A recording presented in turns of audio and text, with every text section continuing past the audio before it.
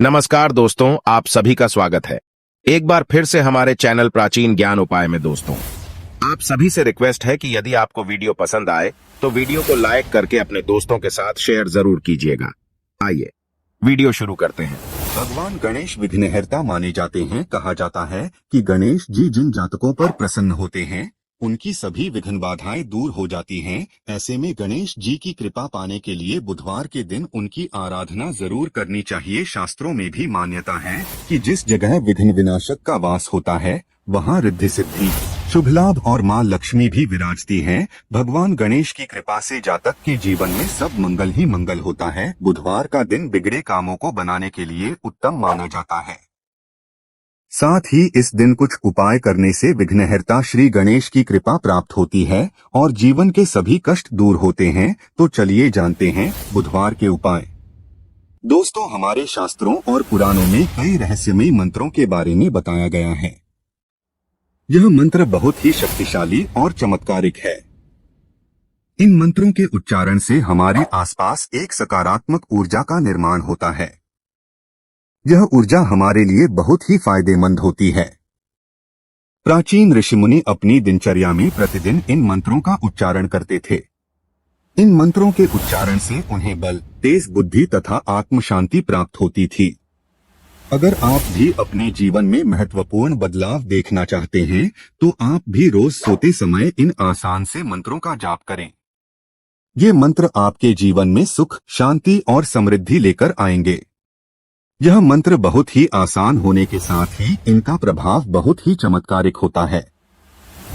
सुबह जागने से लेकर रात्रि को सोते समय तक अलग अलग मंत्रों के बारे में हमारे शास्त्रों में बताया गया है।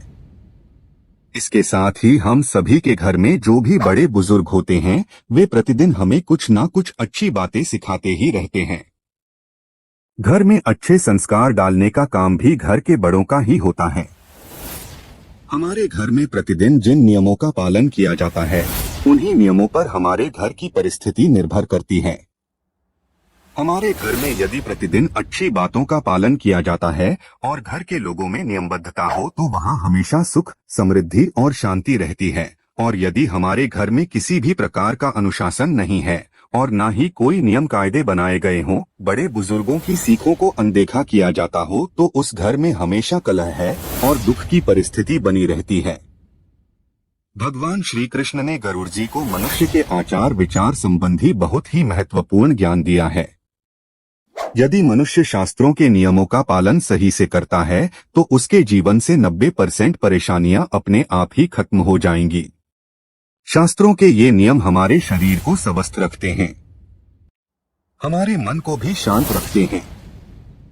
इन नियमों का पालन करने पर आप कभी मानसिक रूप से बीमार नहीं होंगे। इसके साथ ही इन नियमों का पालन नृत्य किया जाए तो हमारे जीवन से दुख और दरिद्रता भी समाप्त हो जाती है और परिवार में सुख शांति आती है। आज हम आपको ऐसे ही कुछ शास्त्रीय नियमों के बारे में बताने जा रहे हैं जिनका पालन बच्चों से लेकर बूढ़ों तक सभी को करना चाहिए।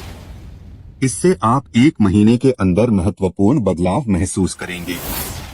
आप खुद अपने घर की परिस्थिति को अपनी आंखों के सामने बदलता हुआ देखेंगे। इन चमत्कारिक नियमों का प्रभाव ही ऐसा पड़ता है कि व्यक्ति ईश्वर के सानिध्य में चला जाता है और ईश्वर से जुड़ जाता है। तब उसके जीवन से सभी प्रकार के दुख खत्म हो जाते हैं। आइए जानते हैं उन महत्वपूर्ण नियमों के बारे में। दोस्तों, वैसे तो हमारे सभी धर्मशास्त्रों में प्रातःकाल सूर्योदय से पहले ही उठने के लिए सर्वोत्तम समय माना गया है, लेकिन आजकल की अनियमित दिनचर्या में यह असंभव सा लगता है। फिर भी हमें सुबह जितनी जल्दी संभव हो उतनी जल्दी उठने की कोशिश करनी चाहिए। आंख खुलते ही सर्वप्रथम ईश्वर का नाम लेना चाहिए और नित्य कर्म से निवृत्त होकर ईश्वर की पूजा आराधना से अपने दिन की शुरुआत करनी चाहिए। ऐसा करने से आपके तन और मन में नई चेतना और सकारात्मक ऊर्जा व्याप्त होती है जो दिन भर आपको अच्छी बातों की ओर प्रवृत्त करती है। यदि संभव हो तो सूर्योदय के समय सूर्य देवता को अर्घ्य जरूर दें। सूर्य देवता को अर्घ्य देने के साथ ही सूर्य नमस्कार करने की भी आदत डालें। सूर्य नमस्कार एक सर्वांगीण व्यायाम होने के साथ ही सूर्य देवता के प्रति अपनी कृतज्ञता व्यक्त करने का माध्यम भी है। सूर्य मंत्रों के साथ सूर्य नमस्कार करने से मानसिक प्रसन्नता और शांति मिलती है और साथ ही निरोगी काया और जीवन के प्रति उत्साह भी जागृत होता है। इसलिए प्रतिदिन सूर्योदय के समय सूर्य देवता को नमस्कार करने की आदत डालें। दोस्तों, कुछ पेड़ पौधों को ईश्वर का विशेष आशीर्वाद प्राप्त रहता है। ऐसे पेड़ पौधों की हमारी हिंदू संस्कृति में भगवान की तरह ही पूजा की जाती है।